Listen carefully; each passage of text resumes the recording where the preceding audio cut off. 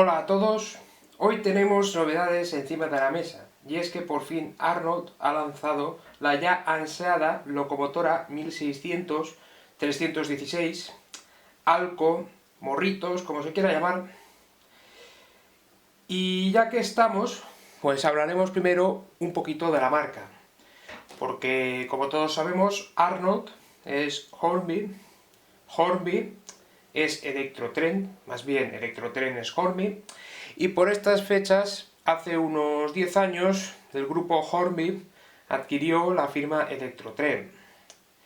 Ese año también adquirió el grupo Rivarossi, quedándose con las marcas y con los moldes que produjeron las marcas Rivarossi, Lima, Howev y Arnold.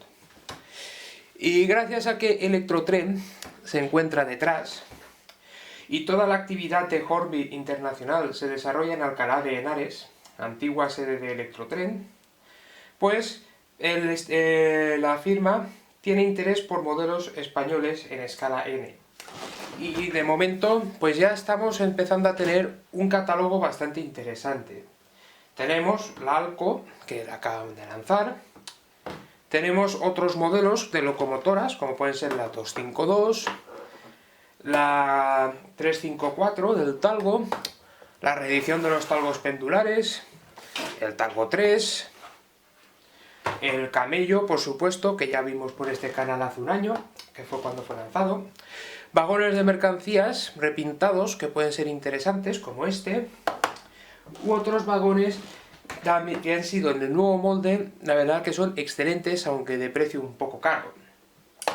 Lamentablemente también hemos tenido repintados que por mi parte más pronto los tiraba a la basura que los compraba. Pero en general el balance de Arnold dentro del grupo Hornby está siendo más que positivo, aunque todos los modelos lanzados tenga cada uno pues algún pequeño inconveniente que no los haga 100% satisfactorios, pero por lo menos estamos rodando trenes Renfe en nuestras maquetas con un nivel, digamos que de calidad intermedio. Excelente acabado, aunque los interiores deberían ser mejorados. Vamos a ver con el nuevo modelo de locomotora cómo si la firma Arnold ha mejorado o no. Así que aquí tenemos la 1600, que tiene como cosa interesantísima desde el punto de vista del aficionado de que fue la primera serie de locomotoras diésel de línea que circuló en Renfe. Locomotoras de origen norteamericano, de la famosa casa Alco, motores de 4 tiempos, a diferencia de los General Motors que vinieron después, que eran de 2 tiempos, bueno, son. Y estas locomotoras que fueron adquiridas gracias a la ayuda americana. Ya sabemos, aquellos créditos que recibió España a cambio de que Estados Unidos, por ejemplo, se instalara en las bases de Morón y Rota, bases militares, ya que España era un país estratégico para Estados Unidos al encontrarse en la entrada del mar Mediterráneo, el estrecho de Gibraltar. Y estas locomotoras pues han desarrollado la mayor parte de su vida en Andalucía, y concretamente en Sevilla estuvo su centro, estuvo su depósito principal, y desde allí prestaron muchos servicios en toda Andalucía. Estas locomotoras empezaron a prestar servicio a mediados de los años 50, 1955-56, y estuvieron en servicio hasta 1992, aunque las empresas constructoras han tenido gran interés por estas máquinas, y aún hoy circula todavía ejemplares de las 1600, concretamente la compañía Advi, por quitar un ejemplo, tiene 2 unidades, por lo que las Alco siguen vivas en la red de Adif, aunque sean pintadas en colores de empresas privadas. Pero los aficionados todavía pueden disfrutar del sonido característico de los motores Alco, sonido de 4 tiempos que a los que estamos acostumbrados a los 2 tiempos de General Motors nos hace un poco raro, pero sonido sin duda atractivo, y más con las tremendas humaredas que despedían estos motores cuando aceleraban. Reproducciones de locomotoras Alco afortunadamente ya hemos tenido. De hecho, aunque estuviera matriculada como 1800, Pues teníamos aquí una reproducción de Ibertren, de la cual yo tengo la carcasa, que en principio la tenía preparada, para ser instalada en un chasis moderno, pero afortunadamente pues me enteré en su momento de que este modelo iba a ser lanzado y paré el proyecto, puesto que esta carcasa, aunque bastante detallada, pues tenemos el problema de que el factor de escala, la verdad es que se les fue un poco de la mano a los de Ibertren, como en casi todas las locomotoras, si tenemos en cuenta que la reducción de la escala N europea es 1/160. Pero estas locomotoras, a pesar de su modestia mecánica, cumplieron durante muchos años y afortunadamente hoy les llega el relevo. De Alcos, pues también tenemos la 2100, que felizmente ha sido anunciada por la firma murciana MF Train, y que es posible que a finales de año ya la tengamos rodando por las maquetas. Bien, pues vamos a abrir ahora el modelo. Modelo que viene presentado en la típica caja de Arnold, aunque en esta ocasión vemos que la distribución ha cambiado ligeramente, ya que los folletos de instrucciones se encuentran en primer plano, cosa que se agradece porque ya nos tenemos que implementar a vista y no tenemos que desmontar toda la caja. Por lo demás, pues todo sigue igual. Tenemos aquí la cubierta de plástico transparente. Aquí tenemos una bolsita de accesorios que nos incluye un faldón decorativo, solo uno para el testero frontal. Parece que el testero posterior, que como veremos es muy diferente, no tiene derecho a tener a su faldón decorativo. Aunque yo de todas maneras este tipo de accesorios no lo suelo instalar. A tener en cuenta el detalle de la bolsita con un autocierre que nos permitirá utilizarla para proteger el faldón, en caso de que lo extraigamos por primera vez de la bolsa, y no como hasta ahora que se tiraba con las bolsitas rotas, y las piezas, incluso algunas conteniendo piezas que se podían perder. Y nada, extraemos la locomotora ayudándonos del plástico protector, que no es demasiado largo, pero es suficiente para sacar la locomotora de la caja. La caja, pues aquí tenemos los manuales de instrucciones, que ahora le pegaremos una mirada. Y aquí tenemos la locomotora 1600, que ciertamente es una pasada. Los detalles son finísimos, los cristales enrasados, las bocinas también bastante finas, los espejos retrovisores que tal vez sobresalgan demasiado de la carrocería, pero tampoco los veo yo excesivamente cantarines si comparamos, por ejemplo, con los espejos de las Alstom que lanzó Star Train en su momento, que además eran de plástico. En este caso parece que los retrovisores son de metal, o si no son de metal, por lo menos son bastante robustos, lo cual se agradece muchísimo. Cinemáticas de enganche, que parece que giran bastante bien, funcionamiento sólido a la vez que suave. Los bogies, pues por supuesto, son bogies Alco. Nada que decir en cuanto a la reproducción, eso es buena señal. Tenemos aquí los depósitos de gasóleo, la escalerilla de acceso, los calderines de aire comprimido, que en principio solo era utilizado por la locomotora para su freno, ya que al tren la locomotora servía vacío. En aquellos años el frenado de vacío era la tónica general en Renfe. Aquí tenemos el testero posterior, que como podemos ver es completamente plano, a diferencia del otro testero que tiene un morro semi-aerodinámico, diríamos. Este testero es una modificación sobre el modelo original del 1953, que únicamente contaba con una cabina en los extremos. Y a petición de Renfe y otras redes ferroviarias se les incorporó esta segunda cabina, que aunque estrecha, por lo menos facilitaba bastante la vida a los ferroviarios a la hora de prestar servicio, ya que la locomotora prototipo, que por cierto fue probada por Renfe, ya que la cedió Alco durante un tiempo, el resultado fue satisfactorio y finalmente la adquirió. Y es la locomotora 1615, que es conocida como Marilyn. Y esta locomotora tiene como característica el que el testero trasero es completamente plano, no tiene cabina, tan solo una puerta para conectar con otra locomotora, ya que estas locomotoras en principio estaban diseñadas para funcionar en parejas. En fin, el acabado, pues como es costumbre, en Arnold, bastante bueno, es decir, un acabado muy bueno. En el techo pues tenemos el escape, el ventilador, las bocinas, que parecen bastante sólidas, aunque tampoco me fiaría mucho de ellas. La locomotora tal vez necesitaría un poco más de peso, porque teniéndola en la mano he tenido modelos bastante más pesados. Pero probaremos en la maqueta a ver si es capaz de remolcar una composición aceptable.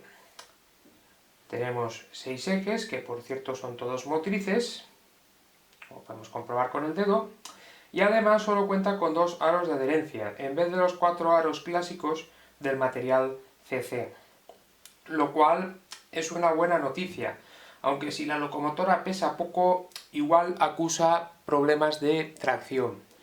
Pero eso ya lo veremos más adelante. Comprobamos la documentación que lleva la locomotora. Como siempre, en los modelos de Arnold nos incluye 2 folletos.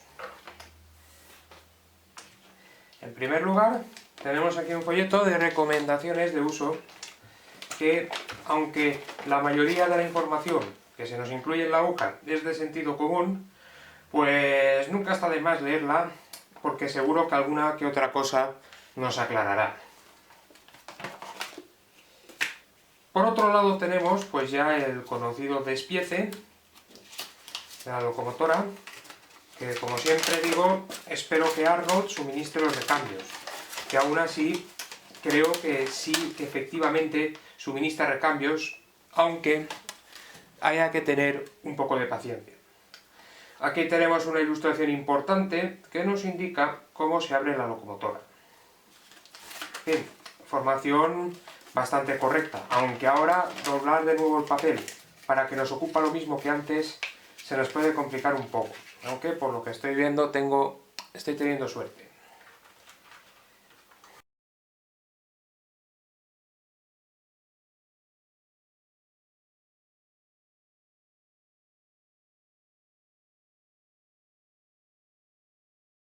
Ahora vamos a abrir la locomotora, que como ya hemos visto, se abre ahuecando los laterales de la carcasa, como en casi todo modelo.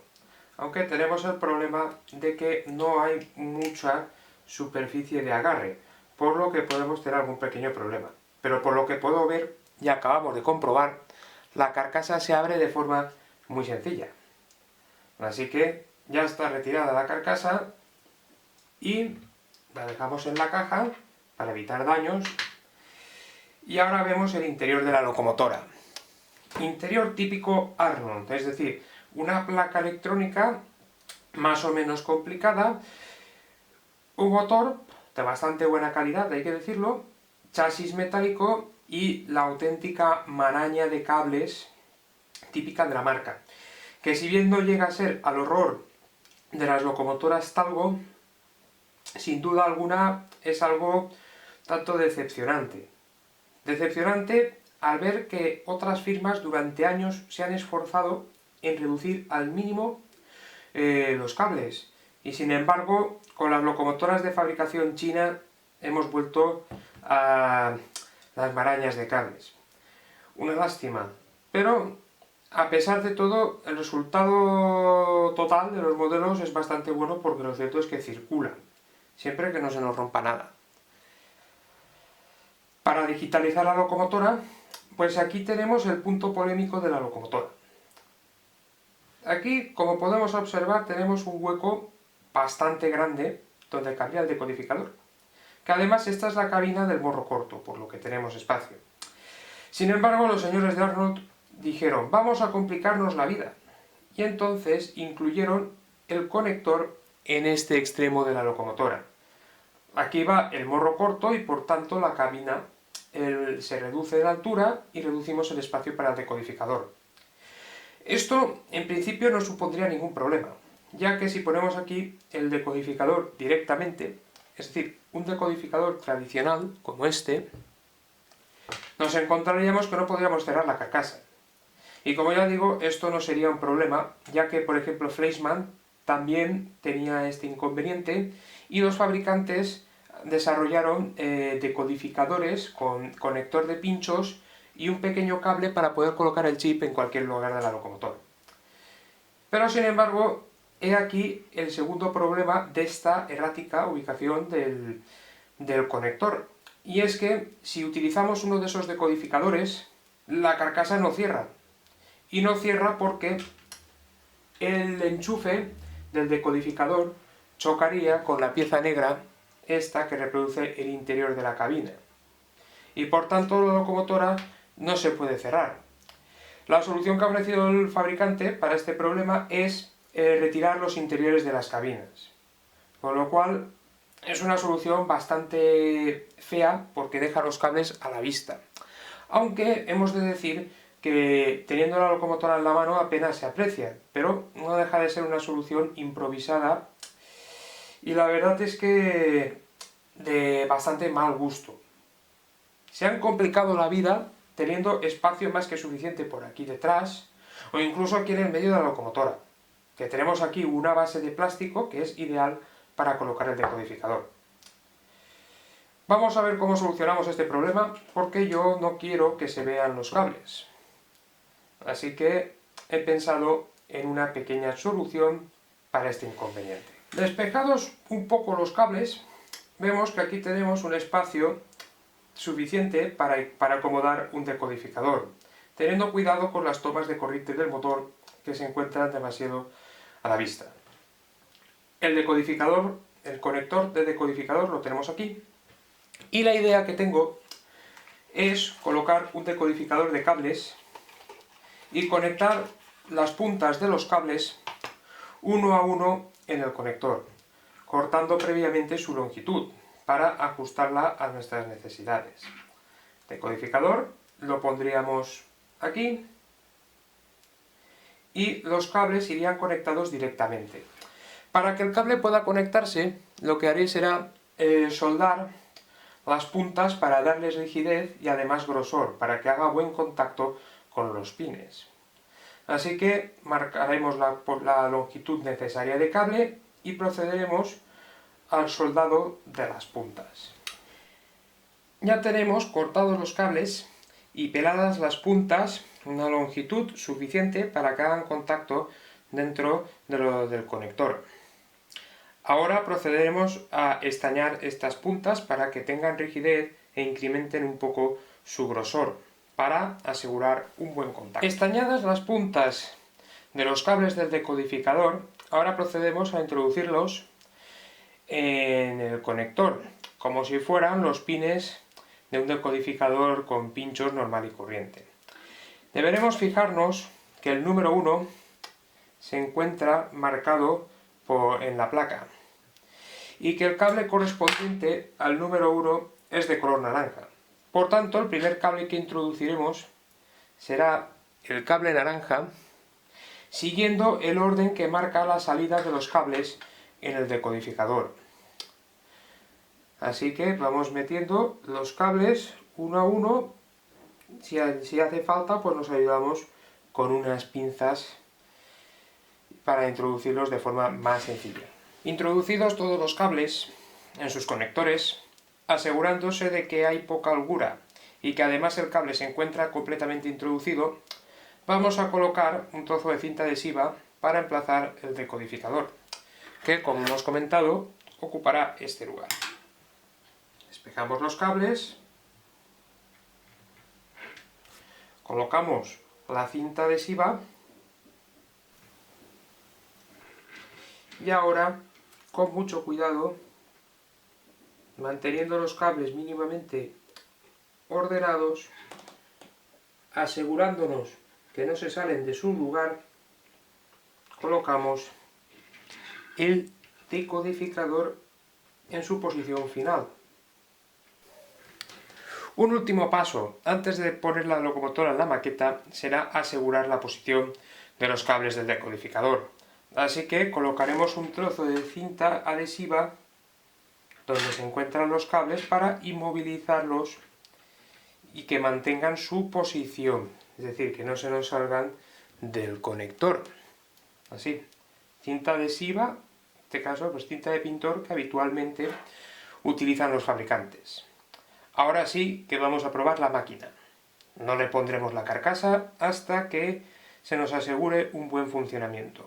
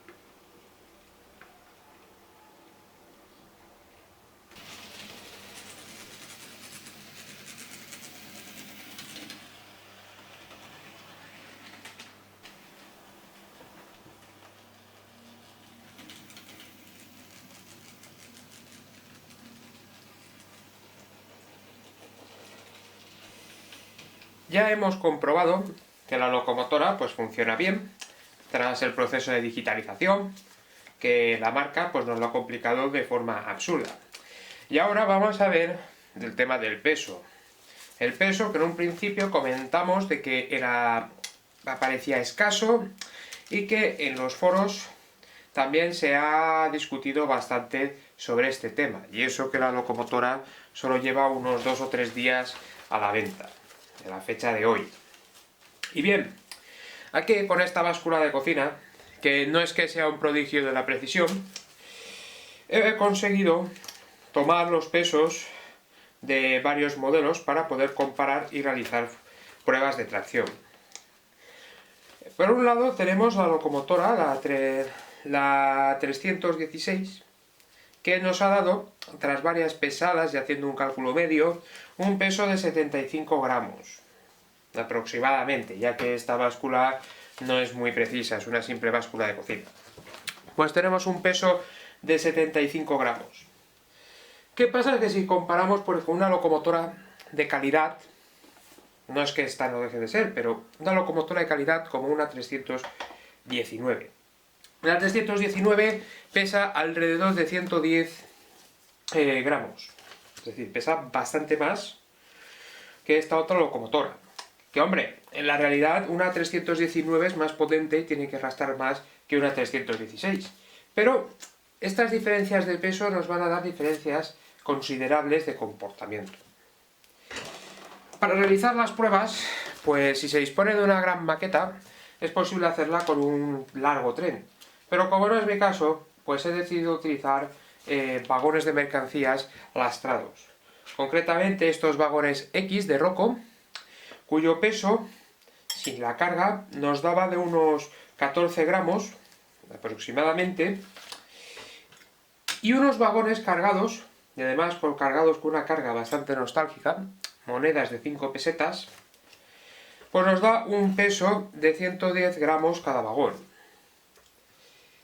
He preparado 4 vagones con carga de duros y nos sale un peso total de la composición de 440 gramos. Este peso equivaldría a unos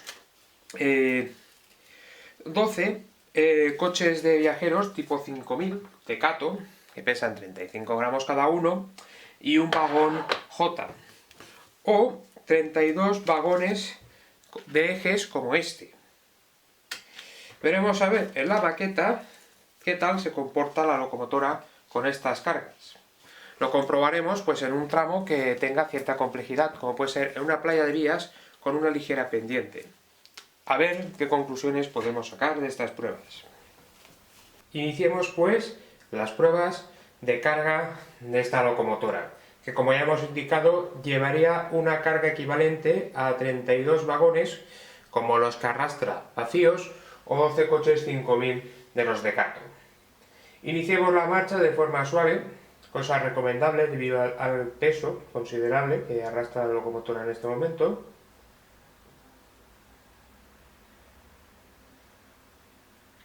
Y vemos que de momento arrastra la carga perfectamente.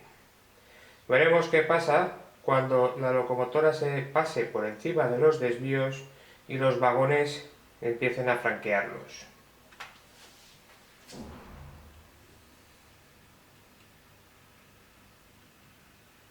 Vemos que la locomotora titubea y finalmente se ha quedado atascada en un desvío, que aunque parece que sigue la marcha, evidentemente le falta tracción. Realizamos ahora la misma prueba, esta vez con 3 vagones, lo cual equivale a 24 vagones como esos vacíos o a una composición de 9 5.000. La motora arranca con mayor facilidad que antes y veremos a ver qué pasa en los desvíos.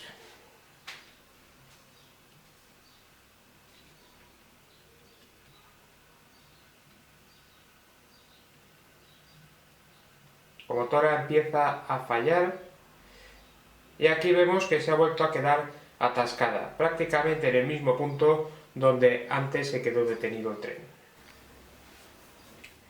Comprobemos ahora si con 2 vagones la locomotora es capaz de salir con la composición de la playa de Vías.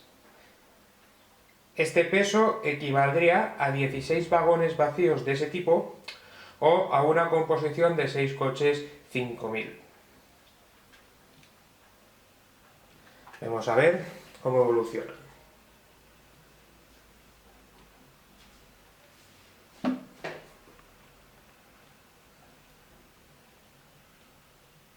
De momento la locomotora tira, supera el punto donde antes fallaba, sigue subiendo la curva, que recordemos que hay una pequeña pendiente, y veremos a ver si es capaz de incorporarse a la vía principal. Que vemos que de momento es capaz.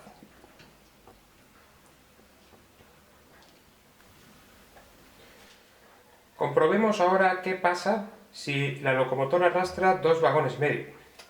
Peso de 275 gramos, que equivaldría casi a 8 coches 5.000 o a 19 vagones como estos.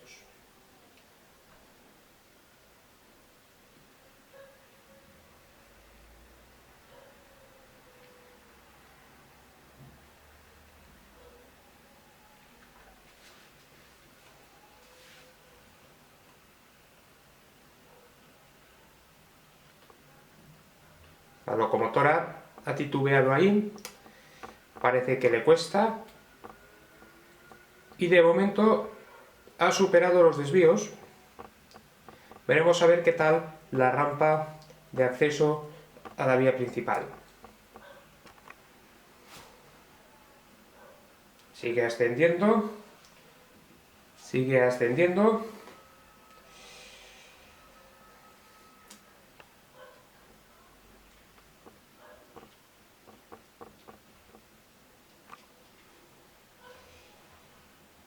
Y parece que con algún titubeo que otro puede con la carga. Con estas pruebas podríamos decir que la carga máxima de esta locomotora pues vendrían a ser sobre unos 275 gramos. Comparemos ahora con otra locomotora a ver qué pasa. Tenemos ahora sobre la vía una 319 retales de Star Train, que es una locomotora de gran calidad.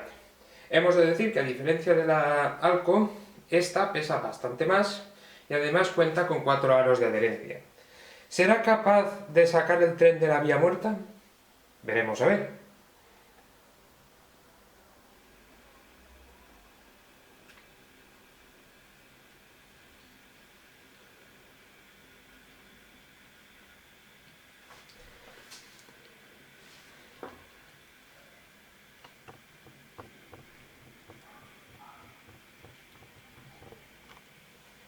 De momento vemos que también está teniendo algunos problemas con la composición.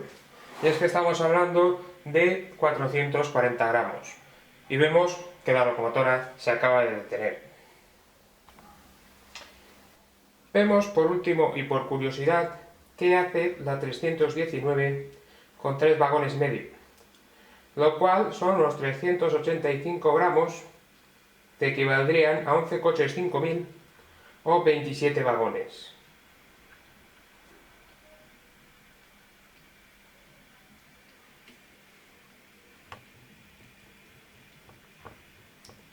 De momento la locomotora responde bastante bien, aunque empieza a tener dificultades en los desvíos, pero finalmente los ha pasado.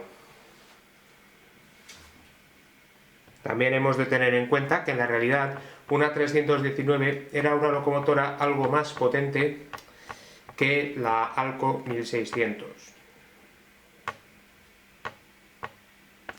Como ya se ha comentado, el peso es fundamental para una buena tracción. Y aquí vemos las diferencias. Comprobada la tracción que tiene este modelo, pues la conclusión es algo decepcionante, puesto que en una maqueta que tenga unas curvas ya de cierta pendiente, la locomotora no va a poder arrastrar largas composiciones. De todas maneras, tampoco debemos de condenar la locomotora, puesto que funciona bien, tiene un funcionamiento muy suave, el acabado es muy bueno, el detalle es excelente, y aunque da problemas para digitalizar, pues bueno, con un poco de imaginación y sin mucho trabajo extra, aunque hay trabajo extra, podemos conseguir un resultado muy bueno. La locomotora en sí, pues en los años 80, por ejemplo, ya solo se encargaba de trenes de mercancías y tampoco demasiado largos, trenes correo y probablemente algún ómnibus, aunque con la entrada de los camellos este tipo de tráficos los empezarán a dejar de prestar. ¿Es recomendable esta locomotora? Pues hombre, yo creo que si tenemos una maqueta normal, sin muchas pendientes y demás, es totalmente recomendable porque es una locomotora preciosa. Es totalmente recomendable. Si tenemos una maqueta con trazados complicados, la verdad es que le puede llevar al propietario una importante decepción. Pero bueno, a lo mejor pidiendo recambios de ejes con aros de adherencia y duplicando el número de aros de la locomotora, cambiando las ruedas sin aro con un aro, con ruedas de aro, igual podríamos solucionar el problema, o incluso lastrar, puesto que en el interior hay algún hueco que otro que se podría rellenar con alguna planchita metálica o algo. Es una lástima que Arnold elabore modelos de gran calidad visual, pero que sin embargo los interiores los cuide tan poco. Es una verdadera lástima, porque de un modelo que por aspecto estético debería ser de 10, pues en este caso, y debido a los problemas que se han encontrado, pues se le podría poner un 7. Es decir, la locomotora ha perdido 3 puntos por temas que pueden no tener importancia o tener mucha importancia, dependiendo del uso que le vaya a dar la locomotora el aficionado o de la maqueta que tenga. Así que nada, muchas gracias por ver este vídeo y hasta una próxima ocasión. Saludos a todos.